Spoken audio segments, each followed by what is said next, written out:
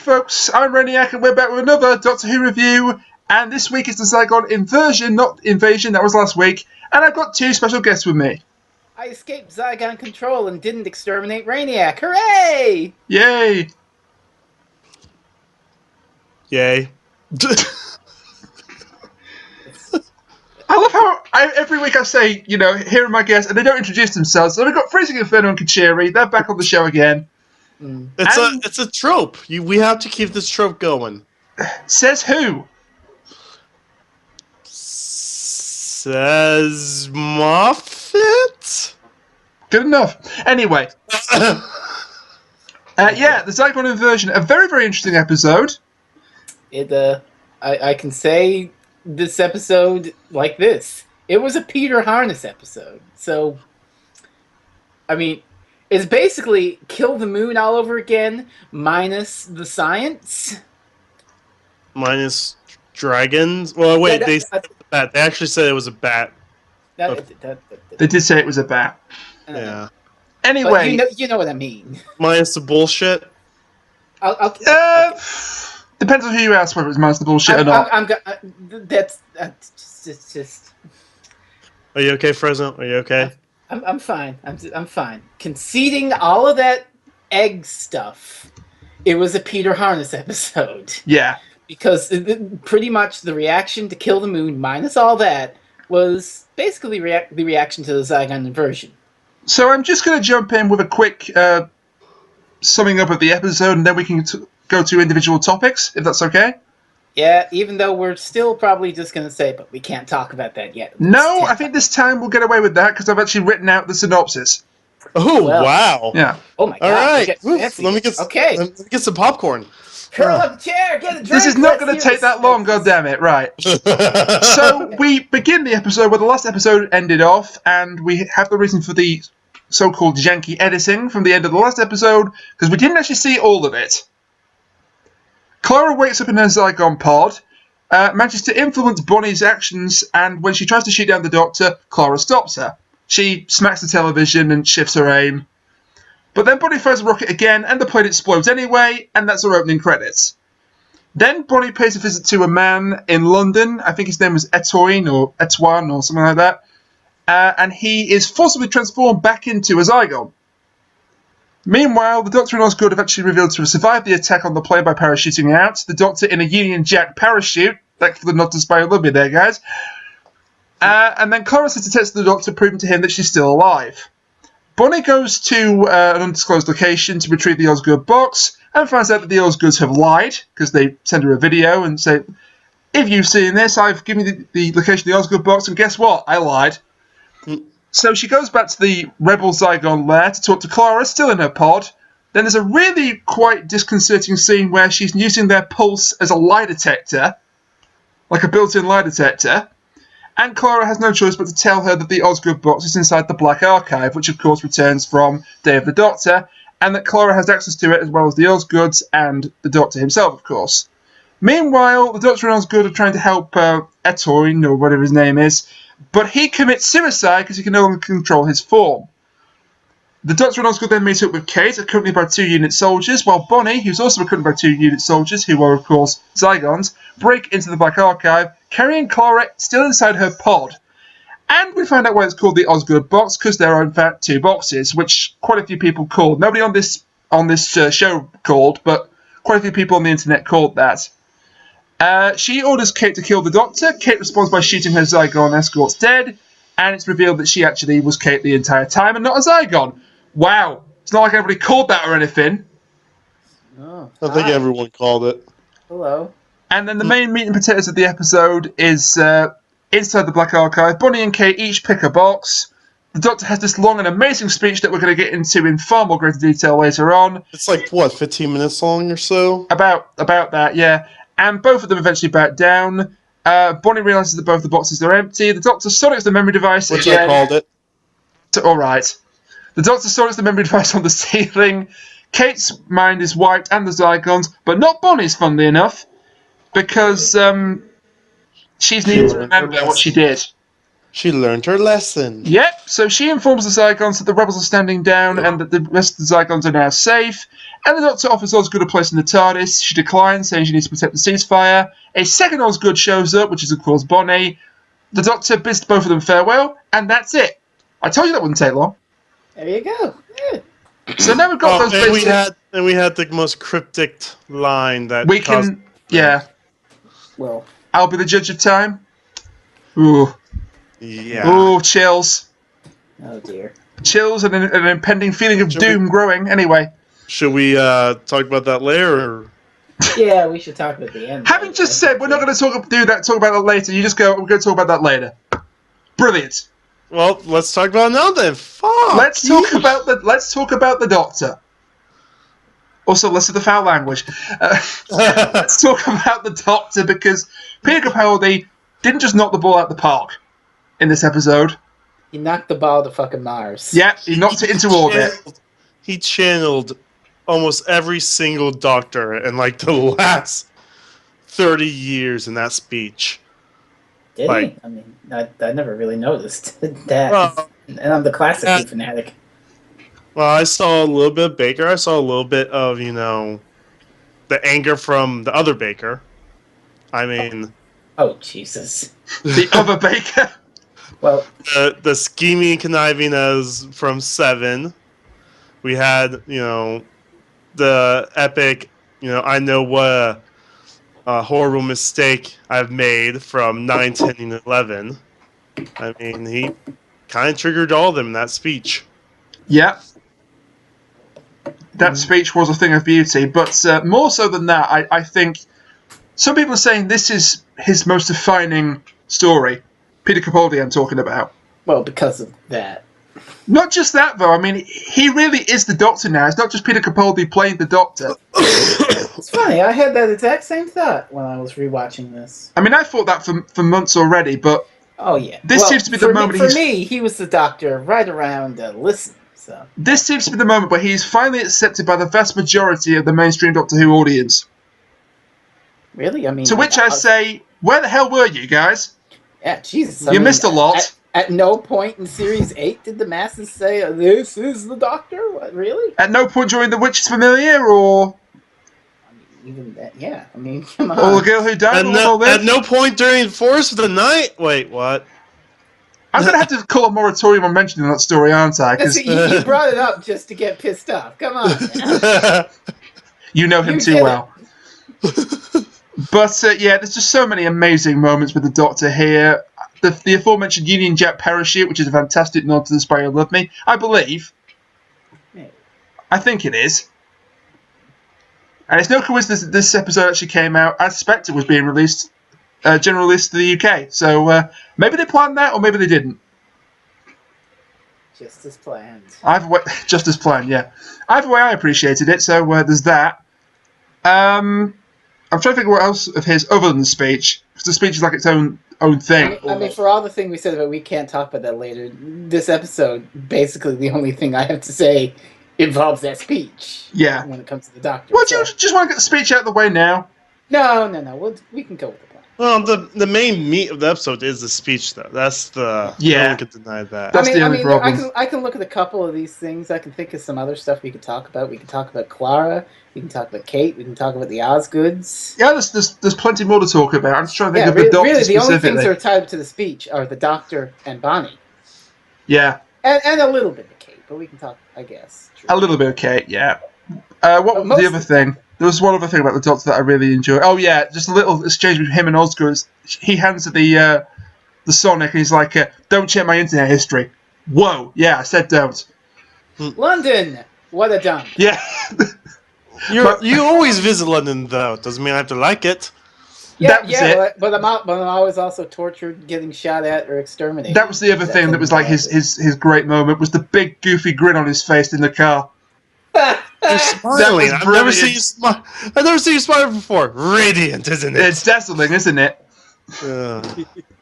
That was a real Tom Baker grin. And also London, what a dub, got such a big laugh out of me. What's hilarious is that I follow a blog called Dr. Freezing Who, which basically after every new episode airs, it posts screen caps with "In the Thick of It," Malcolm Tucker Yeah. quotes on them, and they basically someone reblogged it to them on Tumblr and said, "London, what a dump! Wow, you don't even have to edit this one." Is that a line that's actually in the thick of it? Because that'd be brilliant. There is a line where Malcolm Tucker is like, "It's rubbish. It's all fucking rubbish." But We're surrounded by rubbish. I think we all agree, don't we, that this was perhaps one of his best performances to date. Oh yes, absolutely. I'll put it this way: if the BAFTA's not going to Peter Capaldi next year, it's a huge travesty of justice.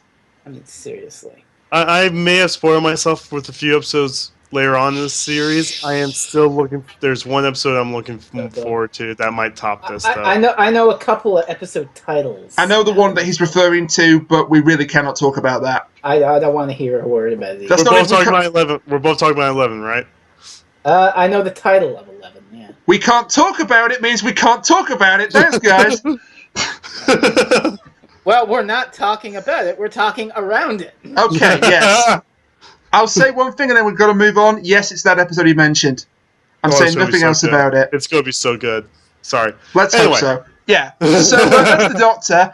Another major character that actually did something, and you are very happy about this, Fresno, was Clara. Changing an alien so she gets to do something, though. Like, they did kind of rewrite the Zygon so she had a role. Yeah, but and then once her role was done at about the 15-minute mark, she didn't really do much after that. No, she didn't. She didn't. But for the time that she was in the pod, she did quite a few things. I quite like the idea that, as you say, okay, it was rewriting the Zygon rules just to make it happen. Oh, well, here's the thing, my thing about rewriting the Zygon rules. If you get to complain about that, why don't we complain about the Scarison not being involved? I'm sorry, what's the Scarison? Oh, the Scarison? That's from their first story, Terror of the Zygons, the only one from the classic era.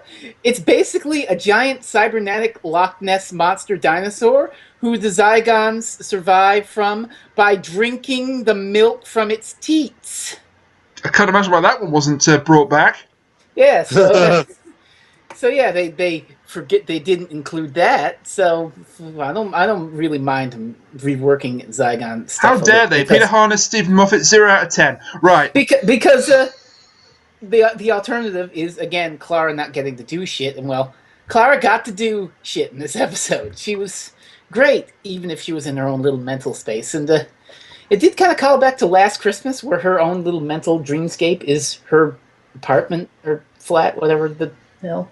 If the speech is the number one moment from this episode, and let's face it, it is. Oh, well, I think Clara and Bonnie's confrontation with Clara inside the pod and Bonnie outside the Zygon there might be number 2. Yeah, that's fair. That's fair. And what brilliant acting by Jenna Coleman to be able to perform 2 characters who look the same but act completely different. And at no point did I think Bonnie is Clara. Well, I'd ship it. Oh my god. Well, here's the thing, and I'm going to do my thing again. Clara, in this episode, she's her usual confident self, talking to the villain and being all confident and doctor-ish, you know, a mirror of the Doctor, if you will. But she gets a little outplayed because Clara, as a Zygon, or Bonnie. Bonnie. Yeah. Bonnie, as a Zygon, is a mere duplicate of Clara, and she outsmarts Clara with the whole pulse trick. I'm not going to call it a plot hole because it's not. But there is a way that Clara could have beaten that thing. Oh, do tell. All she needed to do was start running on the spot, and it got an increased heart rate. Hey, good point. And then you can't tell what the hell's going on with the light detector. But the thing is, Bonnie was looking for the increased heart rate, so to kill her. If Clara will increase her heart rate in any way, Bonnie. Good thinking. Good thinking. Oh, wow. Yeah. Now Cheerie's feeling punch and counter punch. I like it. I'm so proud of you. You've learned to fill in plot holes instead of getting mad at the plot holes. By the way, that's not a plot hole though. For once, I get to do this and not you. I get to be the third-rate Jane Campbell. You mentioned about how Clara and Bonnie are mirrors of each other. Mm-hmm. This episode took it one step further. Oh. There was literally a shot where Bonnie walks past the mirror and Clara's staring back. Yep. I love that. As soon as I saw that, I thought, yeah, Fresno's going to pick up on that. Oh yeah, that was great. I actually thought they included that just for your benefit. I'll be honest. Clean up around Fresno's seat. Clean up around Fresno's seat. Oh. Well, if not for my benefit, definitely Jane Campbell's, because she did post a thing on Editorial Press now, about Kill the Moon and Zygon Inversion. She did. Good. I sent it to you. Did you like it? I haven't got around to reading it. It's been quite the busy day. Oh well, you do that after. But it's Jane Campbell, so I know I'm going to find it pretty interesting. I mean, the reason I call myself a third-rate Jane Campbell is frankly because Jane Campbell's a way better writer than me. And that's our plug for the week done. Right. All right. Ooh, well, is it really she has no idea who I am. Is it really a plug if they have no idea who we are? Don't hurt my feelings. Well. Anyway, I'm just kidding, guys. Move on. But yes, I can technically play 6 degrees of separation. Clara did things in this episode, but then it kind of goes down again in terms of Clara because she does nothing after being broken out of the pod. You know, the problem with Clara though is after 15 minutes in, she just becomes a damsel in distress. Yeah, I can see that. I mean, yes. Well, again. It's a problematic thing of Series 9 on the whole is that Clara has been sort of sidelined lately. I mean, the most she really did... She had this, and then she had Magician's Apprentice, and then she had Confronting the Mire and Girl Who Died, and other than that, she hasn't really do much of anything. The thing is, it just clarifies that she was not even written in any of these scripts to begin with. I just get a feeling she was not written in any of these scripts, and then they just wrote her in. I don't know about that. I don't know about that either. Well, back to my old theory, I mean, what if this series, other than, well, let's say Osgood wasn't supposed to be the command, what if this whole series was supposed to be Capaldi by himself? But I don't think they would never have worked. Well, the thing is, every episode we've established there was a strong companion. I mean, the first 2 episodes had Missy. Okay, I see what you mean now, but I guess, but still at the same time. No, he needs a proper permanent companion. I see the point you're trying to make, that every episode has somebody in it who he pals along with and is temporary companion. Yeah, I see the point he's trying to make as well, but the thing is, Clara does nothing. We all know she wasn't supposed to be in the series to begin with, and then she asked to be in it, so I mean... Well, I think there would be enough time to work Clara in a more organic way than just, oh shit, Jenna Coleman's back. It wasn't like that she just decided at the last minute she was going to be in the series after all. She went to Stephen Moffat, said she was staying, and he was still writing the scripts at that point. So I don't know if it was rewritten or not, but... and if there were, I don't think it was like that hasty of a thing where they're like, oh Jesus, we're shooting in a week, what the fuck are we going to do? Well, this just feels kind of like, again, she's done little to nothing in this series, and then there were literally a couple episodes where she actually weren't in them. I mean... Woman Who Lived, yeah. The Woman Who Lived, she wasn't in, yeah. Well, but again, as we said... Zygon Inversion, she technically wasn't in, but, you know... No, she was in it! She was for 2 minutes. Jenna Coleman was in it. Clara Oswald was not. It's not the same thing, really. For all of 2 minutes. Anyway, we're allowing ourselves to get sidetracked again. Yeah. So you kind of mentioned it in passing, but what do we think of Osgood this time around? I like her. Though I'm still kind of annoyed that they were still pressing the but which one are you thing. See, I like the fact that they didn't answer that. I really like the fact that they didn't answer it, but they kept pressing it in this episode. I mean, to me, I feel it should have been enough in Zygon Invasion on the plane scene, where it's like, but which one are you? I'm Osgood. Oh, okay. But the Doctor kept pressing it in this one. I need to know, which one are you? Which one? But that was done solely to set up the second Osgood reveal at the end. I guess. I mean, so it's either a human Osgood and a Zygon Osgood, or 2 Zygon Osgoods. And once again, I think this is him like repeatedly asking her and her refusing to answer. I think again that's a bit of social commentary on the part of I Peter was Harness. about ready to say that. I was about ready to say that. Social commentary? Go on. Well, this idea that everyone's got to have a label attached to them. Like, oh, you belong to this side or this side. She says, no, neither. I'm Osgood. I'm me. I'm an individual. There you go. Some celebrities, everyone always asks about their sexuality while they're, permanently single. Like, Kevin Spacey, for like 30 years now, people's been asking him questions because he's never been like publicly romantically linked to either gender. Okay. And, it's one of those things where, yeah, I'll tell you when no one cares. Yeah, that line that, when I answer that question, when the answer no longer is relevant or there you go. The date no longer matters. So, yeah. The hilarious thing, the funny thing is that Ingrid Oliver did an AMA on Twitter, like, oh, yeah. and I looked at it and I saw someone actually asked her, was Osgood human or Zygon?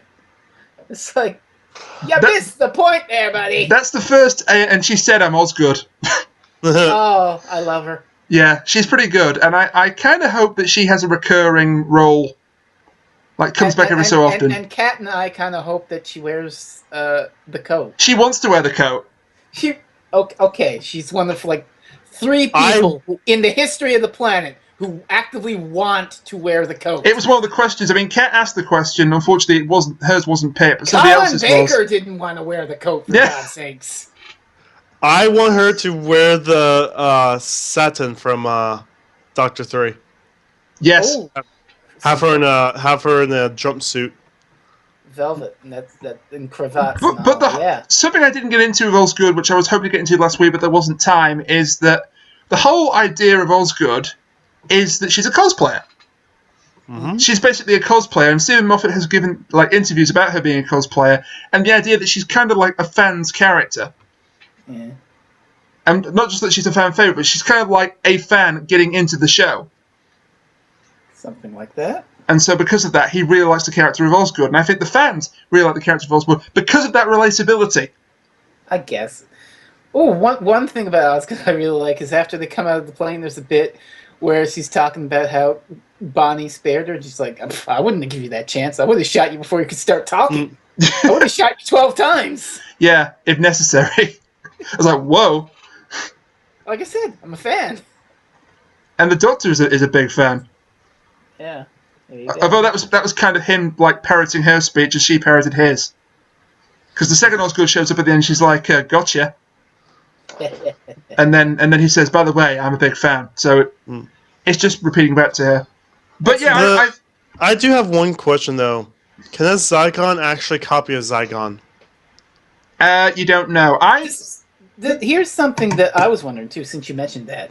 Can a Zygon copy someone other than a human? Like, could you have a Silurian that's secretly a Zygon? The episode answers this because Bonnie says to Kate, who isn't a Zygon, but she thinks she's a Zygon, the Doctor's coming, duplicate him if possible, and then kill him. Okay, so they can. If possible. Yeah. They said if possible, though. But they were certainly at least going to try. Yeah. I forget if Terror of the Zygons had a duplicated Tom Baker. I'm not sure. But again, I thought Ingrid Oliver was fantastic in this episode. I thought Osgood was a really good character. She was basically the Doctor's companion because, Cora's in a pod. Oops. Yeah. Oh, well. And I thought she did a really good job. I was hoping she would say, yes, I'm going to come on board, but I can understand why she didn't. Yeah, well... am I the only one that was hoping for the question mark on these two boxers to show up? I'm pretty sure. I can safely say, yes, you were. We don't need Peter Capaldi running around like he's in Ghosts and Goblins. Well, I was kind of hoping like there was going to be a scene where he fake surrendered and he had like the underwear on the stick. Again, I'm pretty sure that's only you. Pretty sure. Pretty sure that's only you. Jeez. Why do we always learn far too much about you when we do these reviews? Anyway. Shall we move on to the other supporting character that had something to do, which is Kate? Well, I called it. You did indeed. Everyone called it. Then again, yeah, that wasn't really a hard one to call. And by the way, show of hands, who here punched the air when she said 5 rounds rapid? Me. Yep. This episode's actually full of a lot of little classic Who touches. It's getting a bit interesting, really. Yeah. Another Harry Sullivan reference. Yeah, the So doctor made gas. the doctor made a reference to the imbeciles gas, the Z67 gas. And Riak, we're gonna have to ask you to play the relevant clip from why it's called the imbeciles gas. Hit it.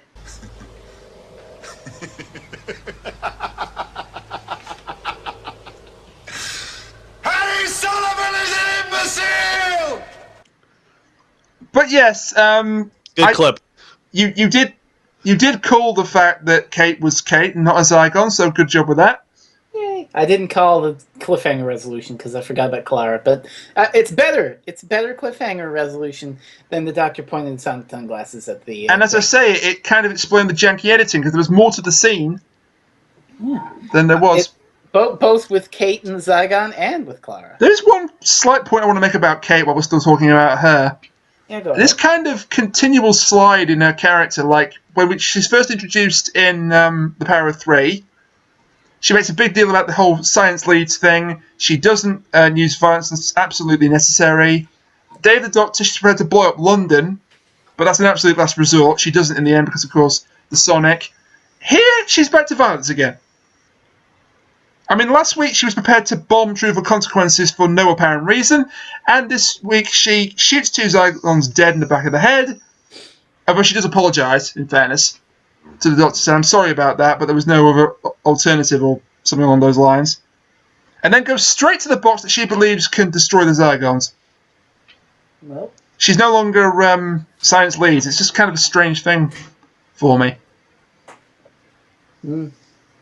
Makes you wonder if that Kate is actually still the Zygon Kate from. No, it's Kate. Sometimes people make things far more complicated than it has to be. It's Kate. It's human Kate. It's Kate. It doesn't matter if she's human or Zygon. It's Kate. Fresno, you're not helping. Season 10, we get another Zygon episode where it's revealed that Dave the Doctor, the Zygon Kate, remained Kate. Kuchiri, you're not helping. The Zygon Kate is the Ronnie. Oh shit, he's pulling down a gun! He's pulling down a gun! What? The Zygon Kate is the Ronnie? I know you're being facetious, but what? Anyway, apart from the Doctor and Osgood, there was one other character. I can't say actress because it's the same actress. One other character who was standout in this, and that's Bonnie. Or Zygella. Well, like I said, to really talk about Bonnie, for me, it has to be intertwined with the speech. Yeah, but there are big things that she does in between that. Okay, we can mention a little. Like that horrible scene where she transforms the man into a Zygon. Oh, yes. Ugh. That's terrible. Oh. That felt so uncomfortable watching that. Poor fella. Yeah. It was like a bad B-movie horror movie. Like, It's no not matter the- how far he ran, she was always behind him. It's not the first suicide we've had in Doctor Who, or even New Who, but it is the first time nobody gained from it. Oh, wow. Because obviously you've had like heroic sacrifices like the guy from Tooth and Claw, I forget his name unfortunately, but the guy that sacrificed himself to stop the werewolf, or delay the werewolf anyway. The kid from the Sontaran stratagem who blows up the Sontaran ship. But those were all heroic sacrifices. And even Adelaide Brooke in The Waters of Mars, she does it to reset the timeline. Here, the only reason he commits suicide is to end his suffering. And that's deep. That's some shit for a children's program. That is super deep. Children are tough to be given credit for, but even then, that's a little bit messed up. That's weird, because I watch all the classic Who commentaries and DVDs, and they keep on saying, oh, this is rather dark for a children's program, isn't it? Yeah, this Like really that. was quite dark for a children's program. Oh, yeah. And, well, there's the entire reason why he killed himself, but... It would have been darker if he hadn't kept zapping the Doctor into unconsciousness every 2 minutes. Yeah. Which was unintentionally funny for me. It's like, I can help you. Just keeps getting zapped. Oops. Yeah. He can't control it. It's like having bad farts, only they're electric. This is quite the review. Wow. I would love to have electric farts now. Take up! Oh! Yeah, well, all I'll say is that if you're sitting at your computer while you have electric farts, you better have a surge protector. You can't see my face right now because I don't employ a face cam, and thank goodness because I am face palming so hard right now. Oh, Peek-a-poo! Talking Lord Zed levels of face palm. what's next, Rainiac? A review that blows itself up? Very good. I like that. But yeah, again, that's I if cannot you ever do a praise- Mission Impossible TV show and we start reviewing that. I cannot praise Jenna Coleman's performance in this episode enough. And the whole thing where she plays Clara and Bonnie as two completely separate characters, and she can do evil. My God, can she ever do evil? Remember when I praised Nightmare in Silver entirely on the back of Matt Smith playing an evil version of himself? Yep. Same I here. haven't gone back to that episode since. I don't know if it holds up or not. Spoilers, it doesn't. But Why didn't I you wanna just believe it. I integrate? wanna Why believe don't you it. integrate and upgrade with him then? Yeesh. That joke's not funny anymore. Okay. no, it was never funny to begin with. I'm sorry. Oh, you guys laughed your asses off in the review. I Did don't we? remember this, but I'm sure I did. I'm not going to play it back to find out, but I'll just take your word for it. And of course, a very important thing to remember about Bonnie, as the Doctor himself says, I mean, this does go into the speech that we're going to get into in a minute. She's basically written as a precocious teenager. And I'm going to have words to say about that. You certainly are. But it actually worked. Ooh, yeah. And there's a couple of moments in there where she acts like a complete and utter teenager, where she throws the laptop on the floor and smashes it to pieces, and she throws a mobile. She gets all pouty during the speech. Like, Yeah. don't you speak down to me like this. I am a grown woman. Basically, not with that level of... Not quite, but yeah. No, but... The basic, the temper tantrum is what it is. But we can't get into that right now. We can in a minute, but I think that's all the major characters to speak of. The Zygons... Well, the Zygons... Jack disappeared. Jack's dead. Yeah, well... By the way, I'm just going to say my headcanon is that she and the soldiers were Zygons because of Kill the Traitors. Another person who didn't show up, of course, is Colonel Walsh. Oh, yeah. Sorry, Kat. Your grandiose conspiracy theory was incorrect. It was a neat theory. It really was. It was a really neat theory, but it just didn't quite pan out. And it turned out the reason why they kept them alive, that they could keep them alive if they had more information to get from them. And of course, in the case of Clara, it was the law of plot convenience a little bit, but also because they did need more information from her about the Black Archive. And basically the fact that they opened up a live link to her brain to get information. Which probably means, by the way, that when Bonnie threatens to kill her, it's probably an empty threat. Mm-hmm. But Clara can't count on the fact it's an empty threat. Did I mention my one want for Zygon Invasion last time in regards to Clara? Oh, go ahead. Yeah. I was fully I don't know if I mentioned this last week. I forget. You may have done. I was fully expecting a Danny Pink Zygon to show up. Oh, that would have been horrid. It would have been horrid, but it also would have been... But that would have also changed them even more because, I mean... Mm-hmm. He has to be alive for them to make the copy, right? Well, not if Osgood. No, he doesn't. Yeah, not if Osgood is telling the truth. They now have this ability. They now have this ability. No.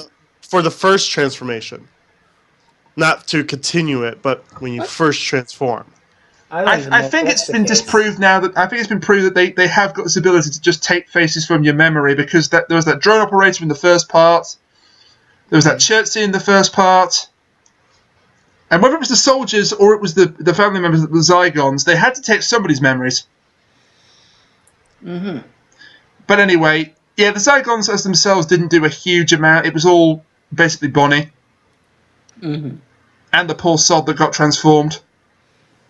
Which, they're just smaller glimpses into a larger whole of ideologically opposed Zygons. And one thing that you are happy about, I know, is that we actually saw good Zygons.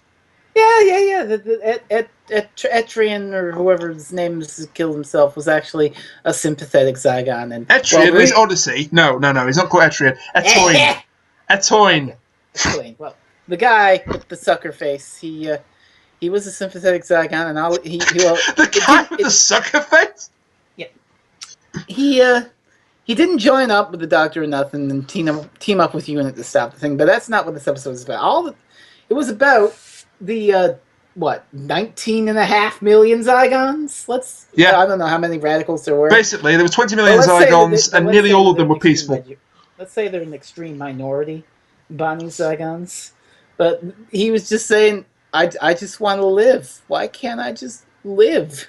And then zap. And as I say, that was very disturbing to me. And the fact that it wasn't a prejudiced human who did this to himself, it was one of his own kind. Yeah, even worse. Who decided this for him, to just ruin everything for him because reasons. All right, gentlemen, it's time. Oh boy. Let's talk about that speech. Okay, who's going to... It was a very good speech. That's all I have for it. Oh. Brilliant. You've got more than that, I know. Because I'm going to have a nice big rant about why this speech is brilliant. And, Brannick, do you want to go or should I go? No, I'm going to let you go first. I've talked enough at the moment. Okay, great. So, like I said at the opening of this was a Peter Harness episode, basically. It has a lot of political overtones that a lot of people have taken umbrage with, which is a lot like Kill the Moon, right?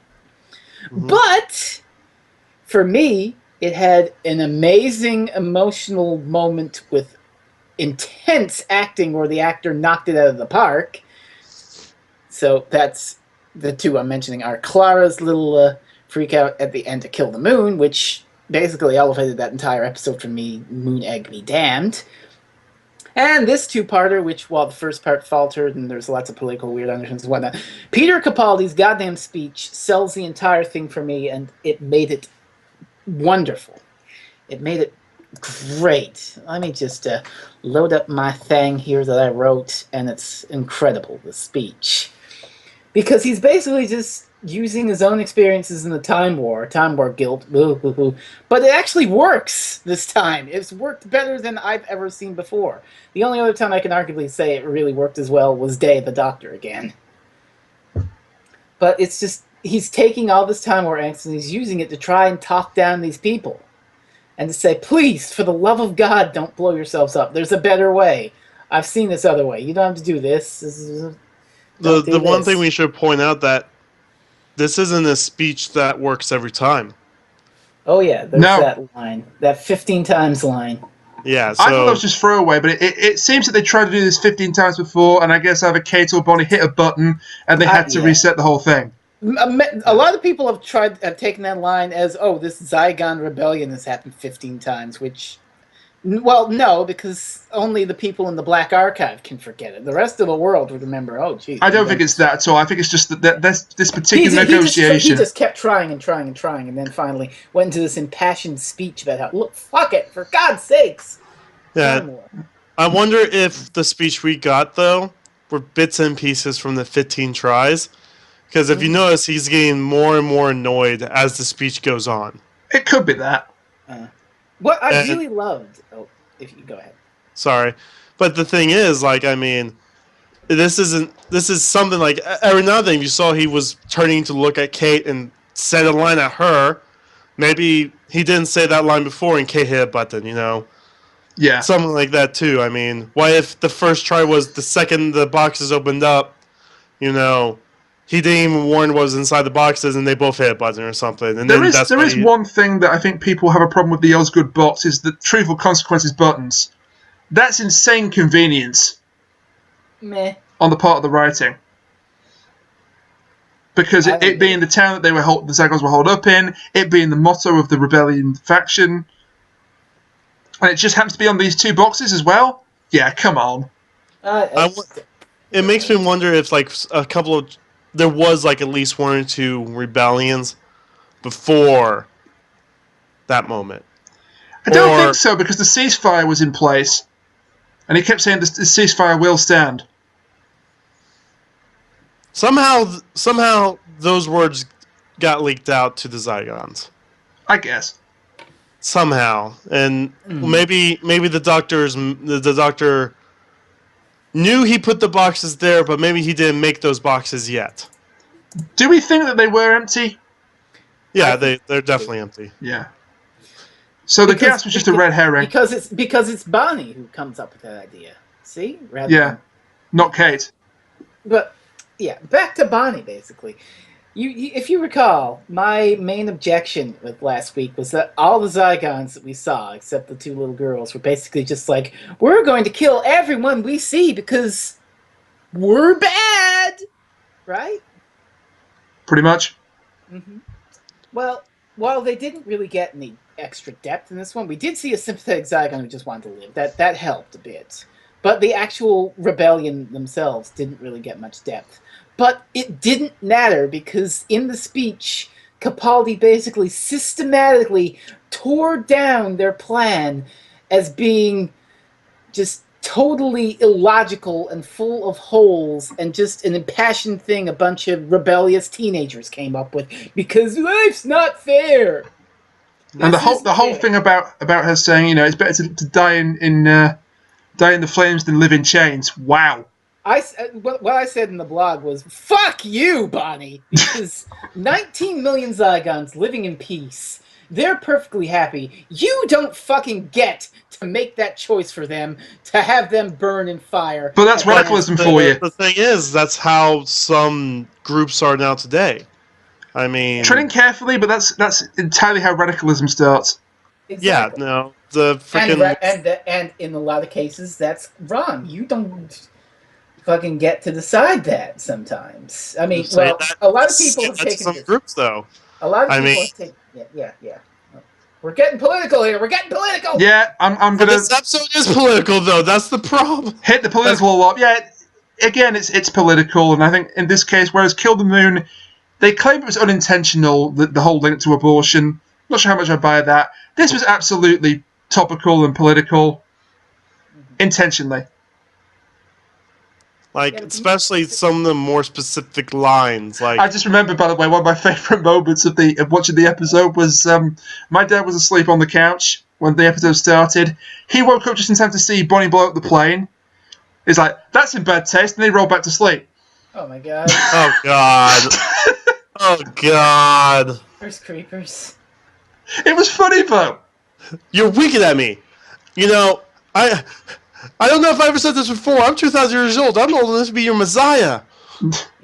Well, but the speech is incredible. Taking away the political thing from now, because I'm not apolitical necessarily, but I'm taking it as a piece of entertainment rather than a real political thing. A lot of people took it to task because Capaldi's speech seems like it's dismissing all revolutions. It's just a bunch of whiny hippie teenagers who don't like the status quo.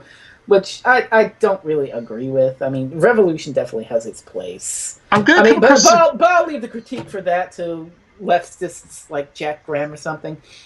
But what I did really love, this particular revolution was basically the work of a bunch of idealistic teenagers who didn't think that the hand they were dealt was very fair, and they were willing to fuck over the rest of their species to get it.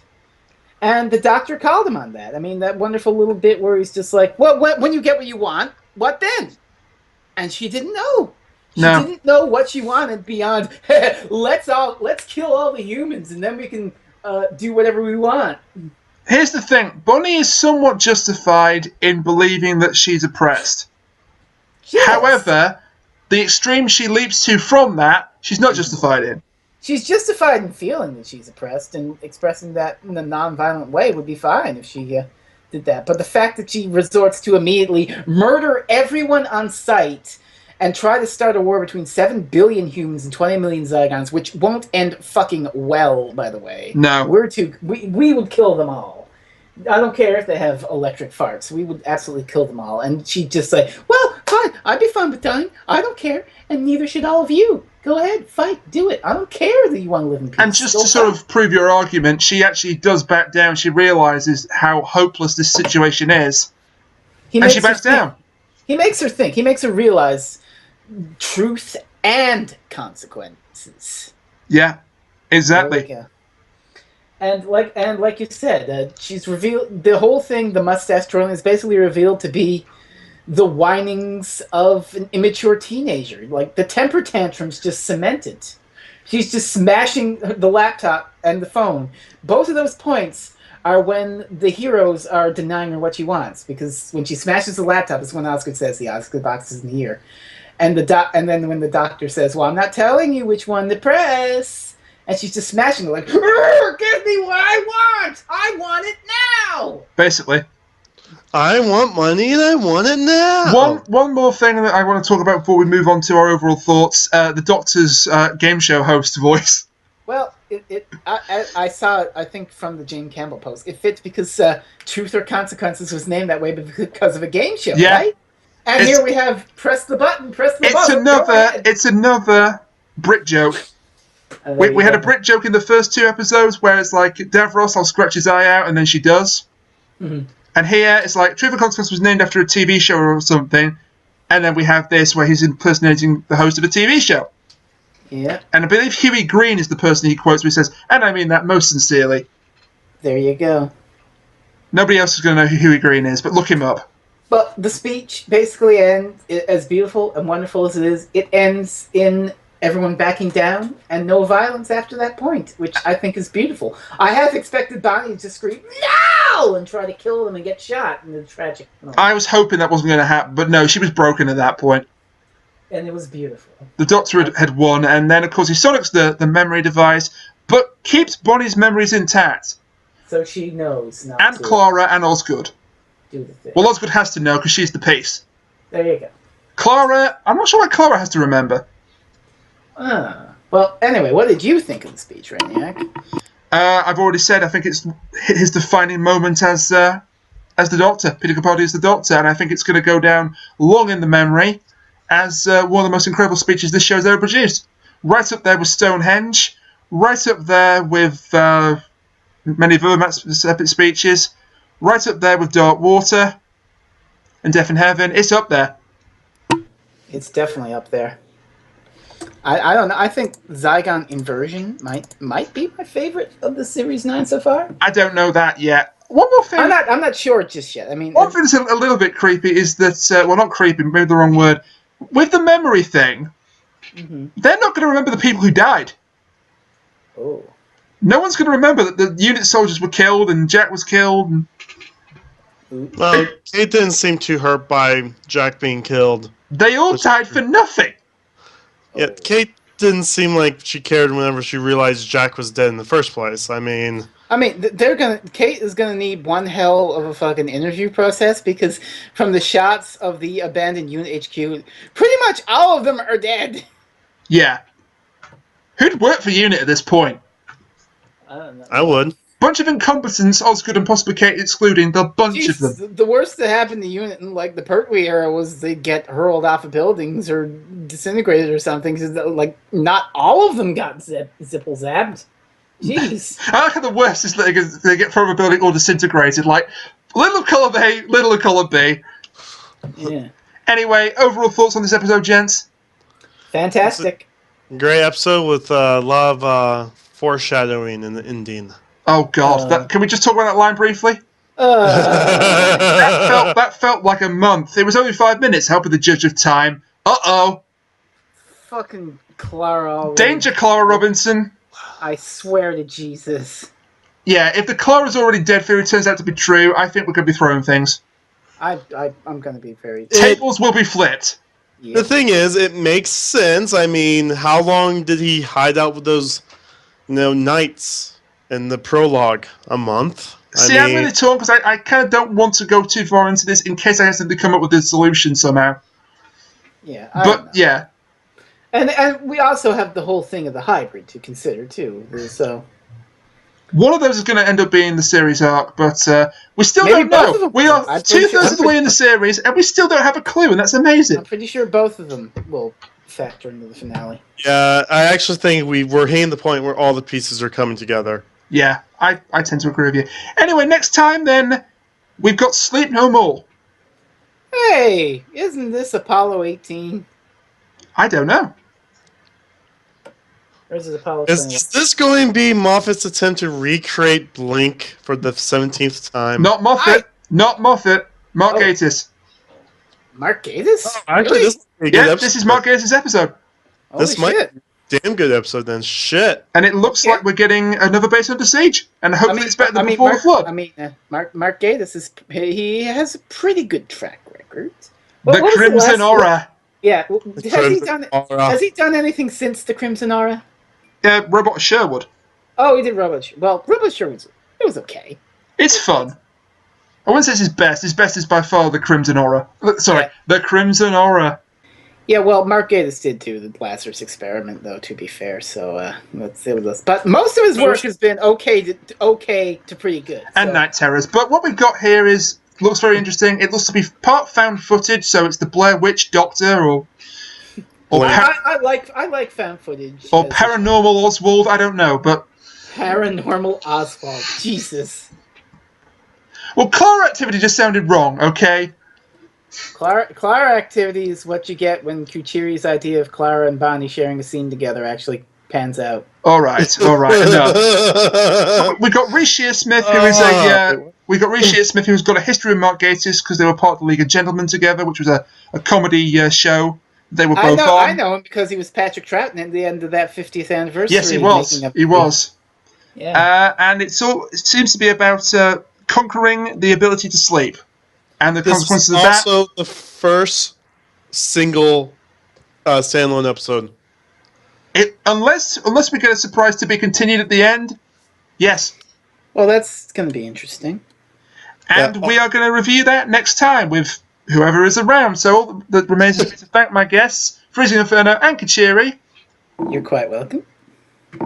Anytime. And I hope you all enjoyed listening to our take on the Zygon Inversion and join us next time for Sleep No More. Until then, bye for now.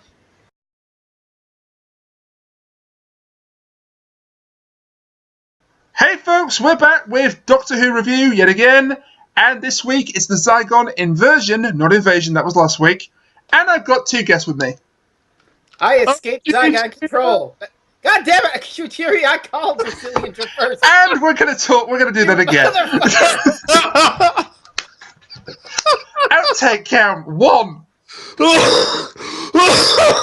Let him talk. I know you've not been on this show for 3 weeks, but for Christ's sake, let him talk. Right. 3. Sorry. 2. And now I'm corpsing. Wonderful.